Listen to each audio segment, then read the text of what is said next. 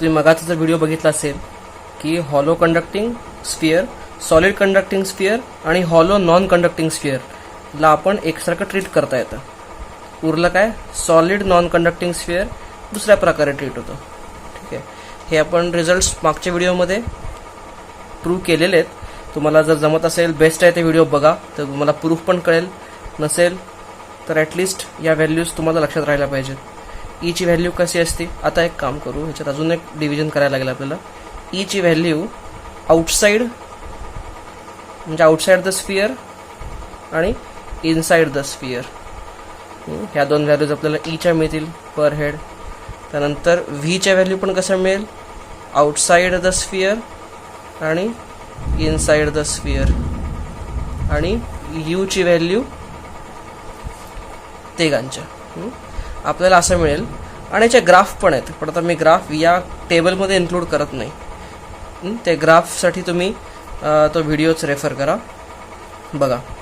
आणि मी नंतर सांगेल की ह्याचा रेफरन्स ग्रॅव्हिटेशनमध्ये कसा घेतो. पहिल्यांदा आपण हे कम्प्लीट करूयात. आउटसाईड द स्फिअर काय होतं, आउटसाईड पॉईंटला तो स्फिअर कुठलाही असू दे, that sphere can be treated as a point charge kept at it centre. म्हणजे ह्याचा किती येतं, काय येतो KQ बाय आर स्क्वेअर.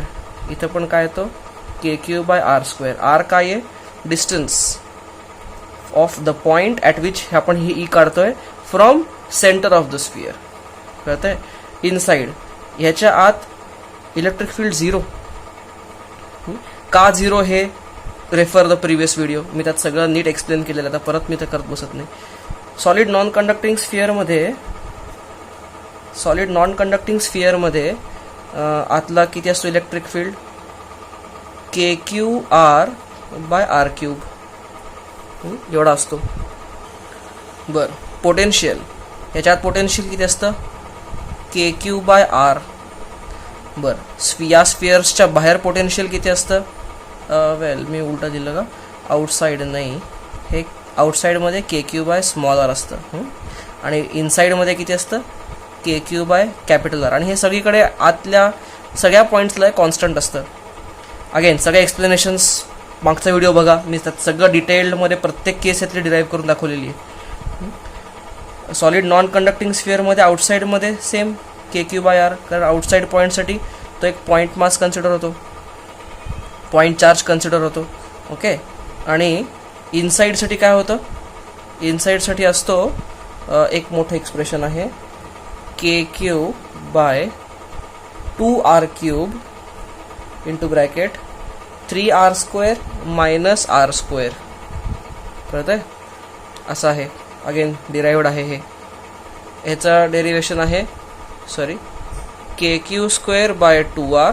आणि पोटेन्शियल एनर्जी ही असते KQ square by R. He potential energy या सरफेसची, या स्फिअर्सची आहे. या स्फिअर्सला बनवायला, एवढ्या चार्जचा बनवायला इतकी एनर्जी खर्च करावी लागते. कळतंय. ही एक टेबल इम्पॉर्टंट आहे. ह्यातला प्रत्येक टर्म मी मागच्या व्हिडिओमध्ये तुम्हाला डिराईव्ह करून दाखवलेली आहे. तुम्हाला ह्यातलं काही डिटेल्स हवे असतील, डू वॉच दॅट व्हिडिओ. बरं, आता ह्याचं ग्रॅव्हिटेशनमध्ये कसं इंटरप्रिट करणार. मी तुम्हाला काय म्हणलंय, ग्रॅव्हिटेशनमध्ये हे इलेक्ट्रोस्टॅटिक झालं ना.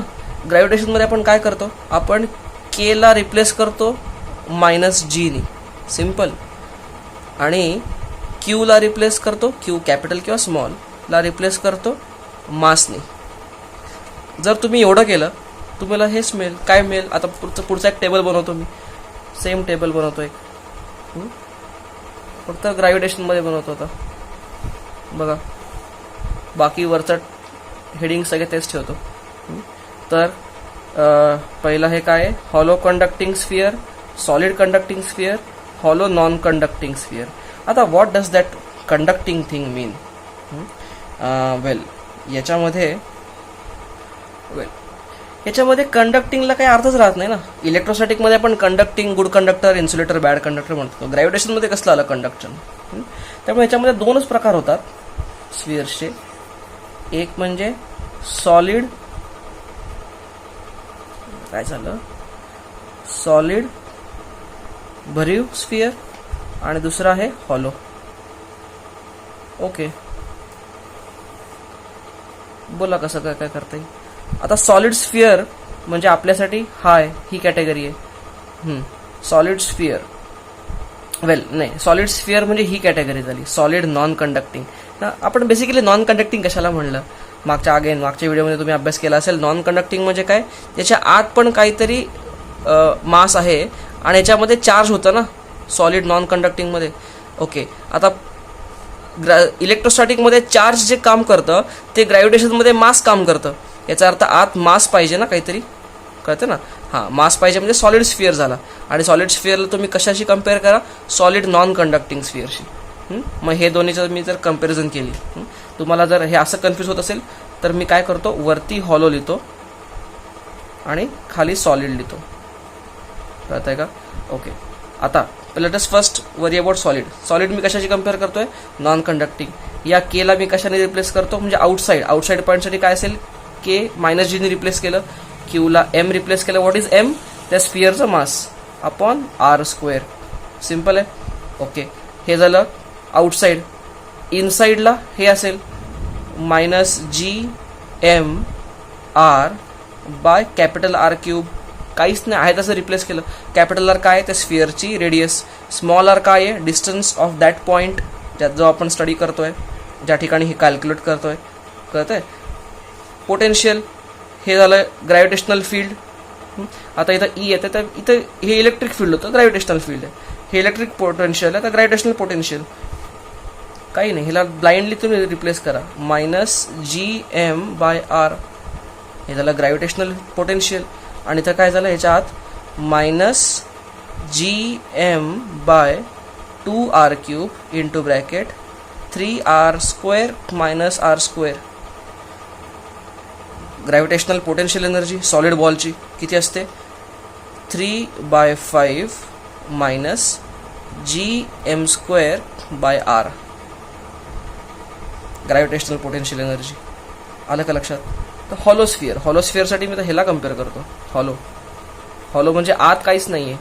ओके, आत काही जरी नसलं तरी बाहेर जे आहे तेच आहे, G M by R square. हे आता आत जसं इथं 0 होतं तसं ह्याच्या आत पण काय, हॉलोच्या आत पण ग्रॅव्हिटेशनल फील्ड 0. हे फार इंटरेस्टिंग आहे. ह्याचा अर्थ काय, जर समजा अर्थ सध्या सॉलिड आहे ना, अर्थ इथे सॉलिड स्फिअर, त्यामुळे अर्थसाठी तुम्हाला सगळं हे लागणार. ओके, आता हा अशीच्यावर क्वेश्चन सीईटी मध्ये फार जास्त येत नाहीत, त्यामुळे मी तुम्हाला हा टॉपिक स्किप केला होता. तुमच्या टॉपिकमध्ये फक्त ॲट द मोस्ट या 2 terms you have to deal with. बाकी जास्त आणि ॲज फार ॲज समटाईम्स दिस, पण हे जास्त कधी डील केलं जात नाही. पण आता ठीक आहे, आपण आता डाऊट्स आलेत आणि आपल्या अरेंजमध्ये प्रॉब्लेम्स पण मी तुम्हाला हे पण शिकवतो.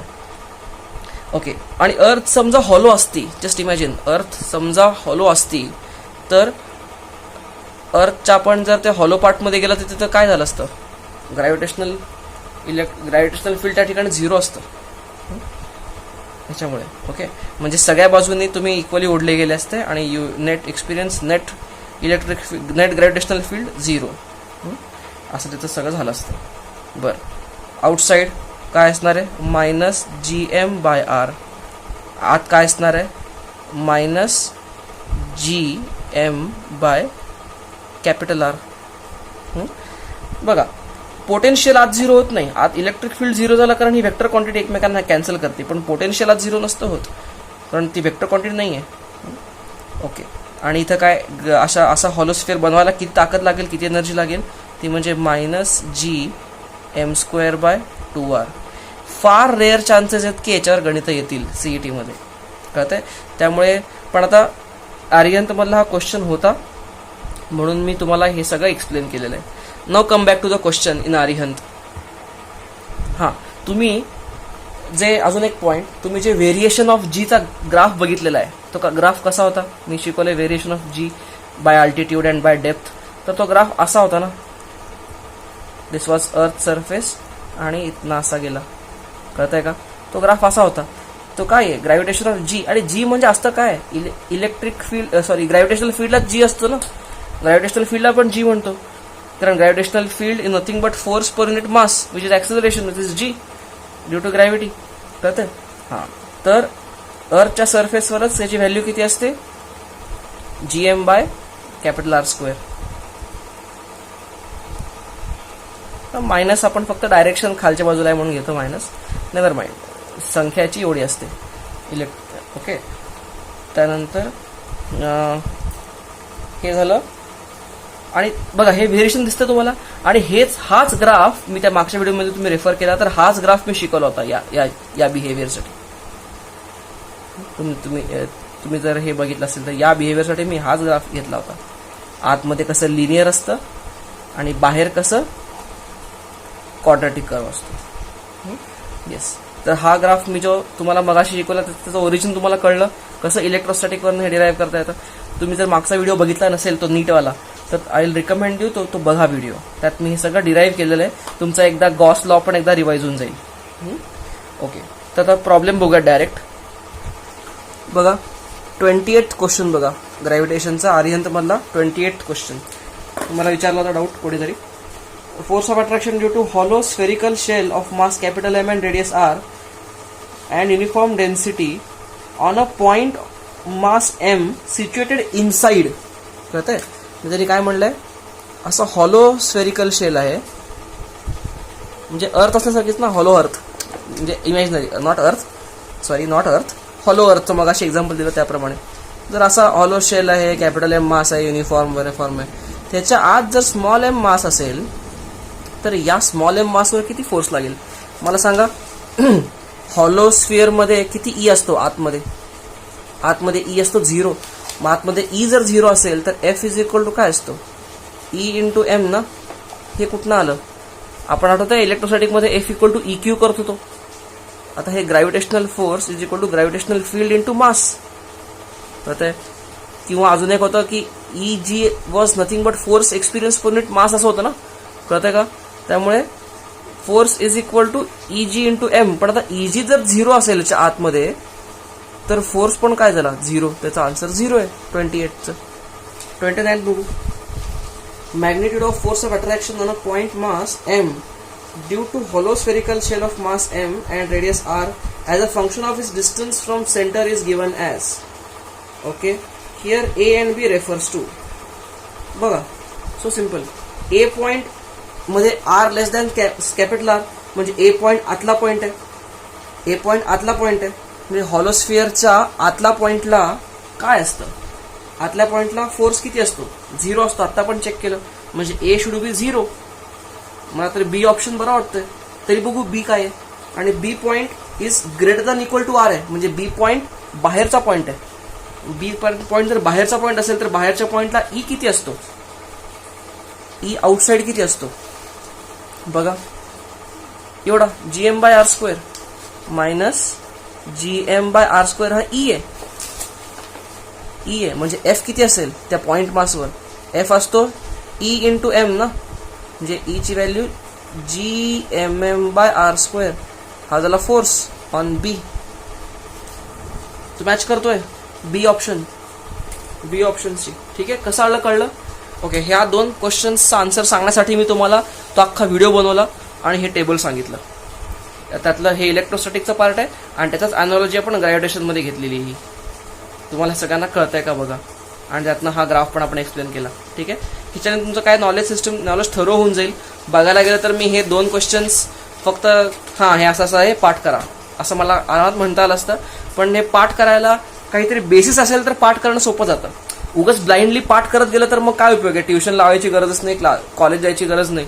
सगळं सिलेबसच पुस्तक पाठ करा 2 वर्ष. तसं होत नाही.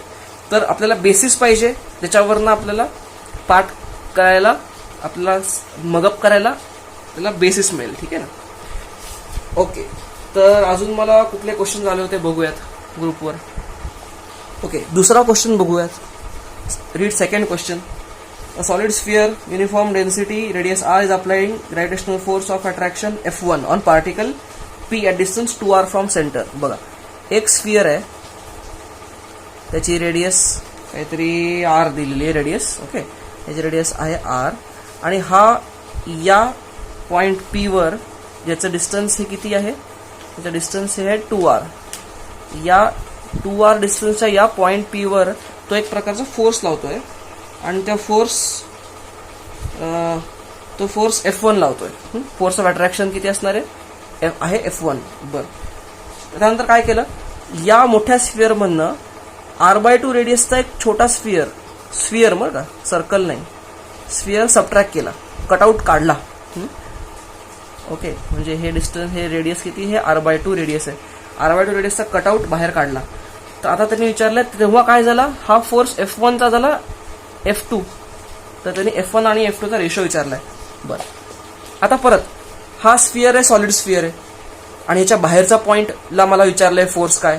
तर मला बाहेरच्या माहिती आहे, सॉलिड स्फिअरच्या बाहेरचा पॉइंटचा ई मला माहिती आहे, सॉरी हे इनसाइड आहे, आउटसाइड gm/r². सिम्पल, म्हणजे फॉर बाहेरचा point this becomes a point मास. म्हणजे मला सांगा F1 ची व्हॅल्यू काय लिहू मी, F1 ची व्हॅल्यू काय, समजा ह्याचा मास m आहे, आउटसाइड मास किती आहे, m आहे, कॅपिटल M. ओके, आता काय झालं, gm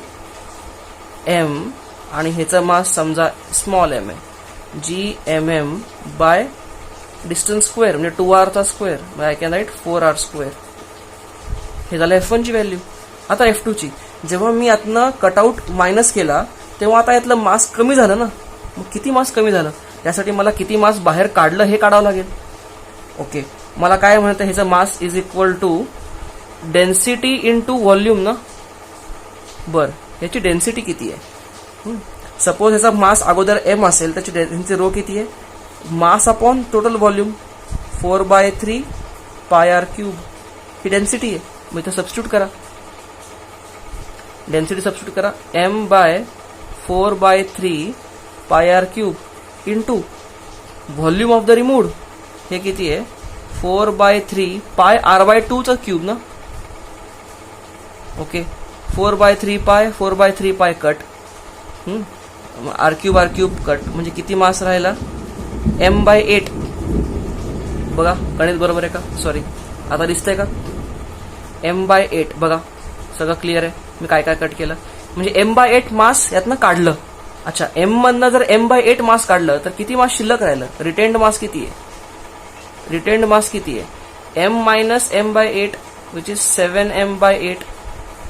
कळतंय, इतकं मास राहिलं. तर मग आता F2 किती असणार आहे, g 7m/8 m by distance square, distance तेवढाच आहे 4r², 2r चा ब्रॅकेट स्क्वेअर म्हणजे 4r². ओके, त्याने काय विचारलं तुम्हाला, F2/F1 विचारलेलं आहे. F2/F1 घ्या रेशो, काय काय कट होतं बघा, gmm आणि r² उडणार फर्स्ट थिंग, म्हणजे काय आहे 7/8 इंटू 4, हे वरती F2 झालं आणि खाली F1, म्हणजे ते 4 वरती गेलं. Basically 7/8 should be the answer. Okay, 7/9 दिले का, एकदा चेक करायला लागेल आपलं काय चुकलं का. ओके, मी सोल्युशन मागे बघतोय, सोल्युशन कन्व्हिन्सिंग नाही आहे, काहीतरी घोटाळा केलाय हे सोल्युशन बनवणाऱ्यांनी. मी जरी एकदा चेक करतो, बट आय एम, तुम्हाला हे कळतंय का सांगा मला, हे जे काय तुम्हाला सोल्युशन सांगितलं दुसऱ्याचं, तरी सोल्युशनमध्ये काय केलेलं आहे, या फोर्स याच्यातनं त्यांनी ह्याचा फोर्स सबट्रॅक्ट केलेला आहे, काहीतरी विचित्र केलेलं आहे. नाही हा प्रॉब्लेम मला त्यात काही आवड वाटत नाही. काय म्हणलं त्यांनी, 3 particles of each mass m are placed at the 3 corners of equilateral triangle. बरं, एक इक्विलॅटरल ट्रायंगल आहे, त्या इक्विलॅटरल ट्रायंगलच्या 3 कॉर्नरवर मास m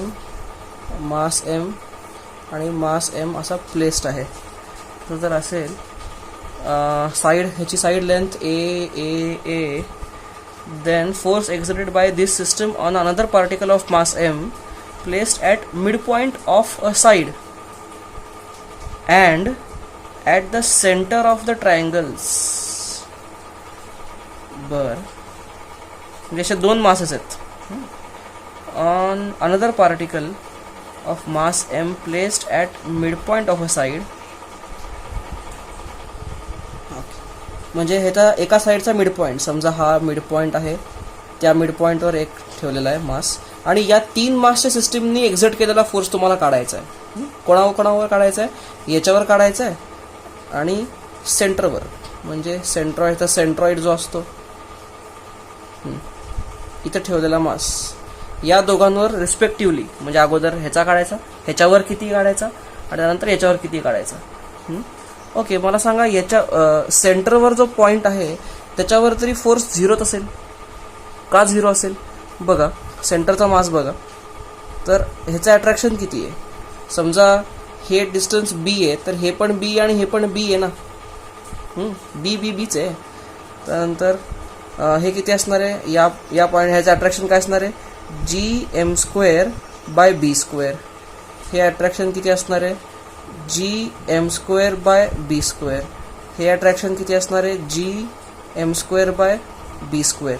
बरं, आता ह्याच्यामधला अँगल किती आहे, हा 30 तर हा 120, म्हणजे हा 60 आणि हा पण 60. म्हणजे या दोन्ही फोर्सेसचे डाऊनवर्ड वाय कॉम्पोनंट, या दोन्ही फोर्सेसचे वाय कॉम्पोनंट, या दोन फोर्सेसचे एक्स कॉम्पोनंट एकमेकांना बॅलन्स करतील, कॅन्सल करतील.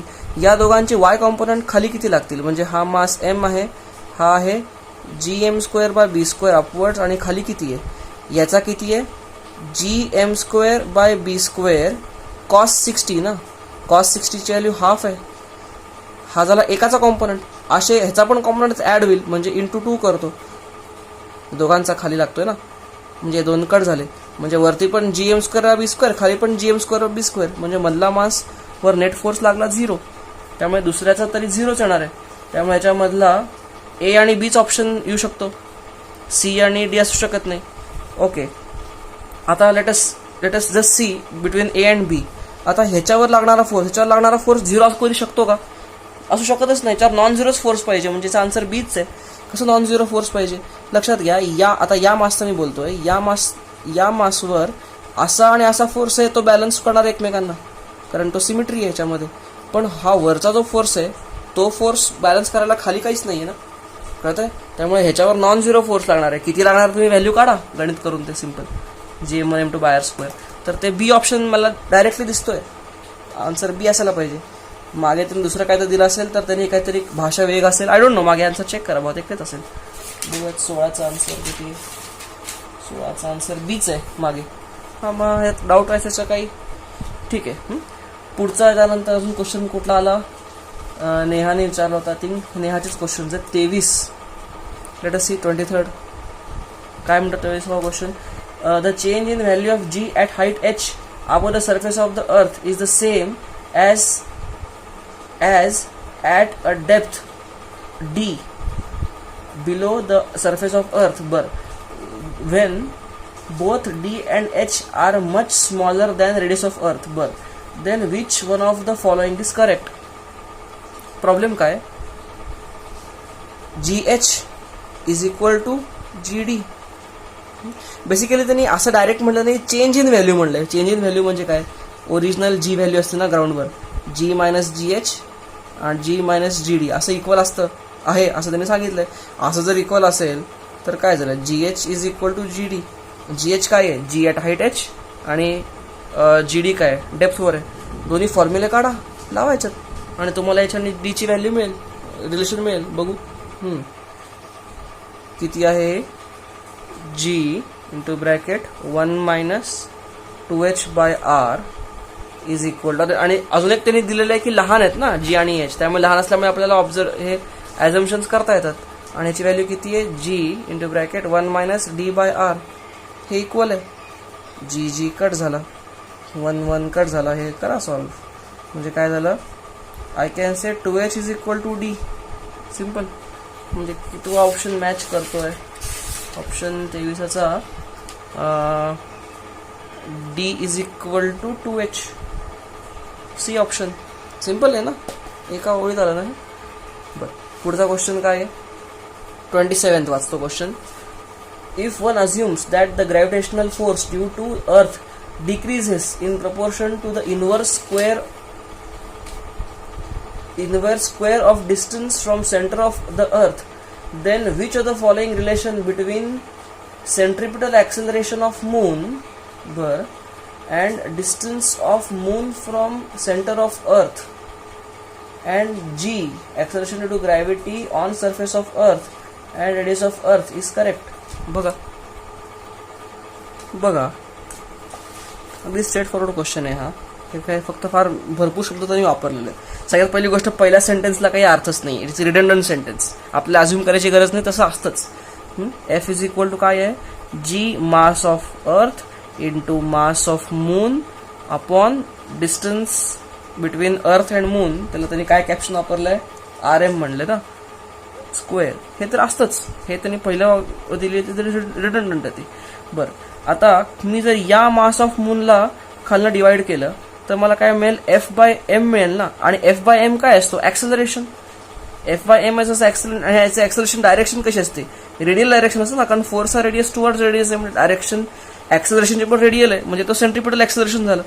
म्हणजे ते सेंट्रिपिटल ऍक्सेलरेशन नंतर काय टर्म घेतलेली आहे, AM म्हणलंय. म्हणजे AM इज इक्वल टू हे झालं ना F/mm, म्हणजे काय झालं, GME/RM चा स्क्वेअर. त्यांनी हे म्हणलेलं आहे. आता मला सांगा, अर्थच्या सरफेसवर G ची व्हॅल्यू काय असते, GM/ radius of earth square, RE square म्हणलं ना त्यांनी. असं असतं ना हे अर्थच्या सरफेसवर. काही नाही, हे G ची व्हॅल्यू तर ठेवा. मी काय करतो, याला इथं वरती RE स्क्वेअरनी मल्टिप्लाय करतो, खाली RE स्क्वेअरनी मल्टिप्लाय करतो. Mass of earth, GME/RE square he value काय आहे, ही व्हॅल्यू आहे अर्थच्या G. म्हणजे काय झालं, AM इज इक्वल टू अर्थचा G RE/RM चा होल स्क्वेअर. बघा असं काही रिलेशन कुठलं जमतंय का, G/AM RM नाही, हे जमत नाही. G/AM is equal to RM/RE. Okay, B option जमतोय बघा, G/AM is equal to RM/RE चा whole square. B option, B. काही नाही, सिम्पल आहे. बघा परत एकदा. ओके, 50वा क्वेश्चन आहे. डायरेक्ट नेहाच्या डाऊटमध्ये चालेल का. By what percent the energy of satellite has to be increased to shift it from an orbit of R to 3/2R. सगळ्यात पहिल्यांदा एनर्जी ऑफ सॅटेलाइटचा फॉर्म्युला काय होता, GMM/2R असा फॉर्म्युला होता का. ओके, आता मायनस होता ते. एनिवे, मायनसचा काही फरक पडत नाही तर. बघा असं आहे, तर एक बाकी सगळ्या गोष्टी कॉन्स्टंट आहेत. म्हणजे E is inversely proportional to 1/R. तर सिम्पल गणित आहे. E1/E2 is equal to R2/R1. R2 किती आहे, इनिशियल R1 तरी R आहे, आणि नंतर त्याला कुठं न्यायचंय, 3/2R न्यायचंय. म्हणजे हे झालं 3/2. आता इतका हे झालं. आता मी काय करतो, E2 मायनस E1/E1 असं लिहू का मी काहीतरी. हे किती आहे, 2 मायनस 12. हे काय झालं, 2 मायनस 3/2 ना. नाही 2 नाही, हे तर चुकलं. E2 मायनस E1 केलं आहे अपॉन E1 ना, म्हणजे 2 मायनस 3/3. म्हणजे आकड्यामध्ये हे 1/3 झालं. मायनस साईन तरी मी निग्लेक्ट केलं, मला फक्त चेंज पर्सेंटेजमध्ये विचारायचं आहे. ओके, हा झाला ना ΔE/E झालं. ह्याला 100ने मल्टिप्लाय करा, 33%, 33.33%. चेंज एवढा करावा लागेल. असं आहे का आमचं ऑप्शन, डी ऑप्शन आहे. क्लिअर, डाऊट क्लिअर झाले. ओके, अजून डाऊट्स ह्याच्या पुढे कुठले आलेले नाही आहेत, तर मला ह्याचं मी एक बेनिफिट ऑफ डाऊट घेतो की बाकी सगळे प्रॉब्लेम तुम्हाला आलेले आहेत. तर नसतील आले तर अजूनही वेळ गेलेली नाही आहे. Reply to me and I will send you. अशा प्रकारे मी व्हिडिओ लिंक करून तुम्हाला पाठवत जाईल. ठीक आहे, चला बाय.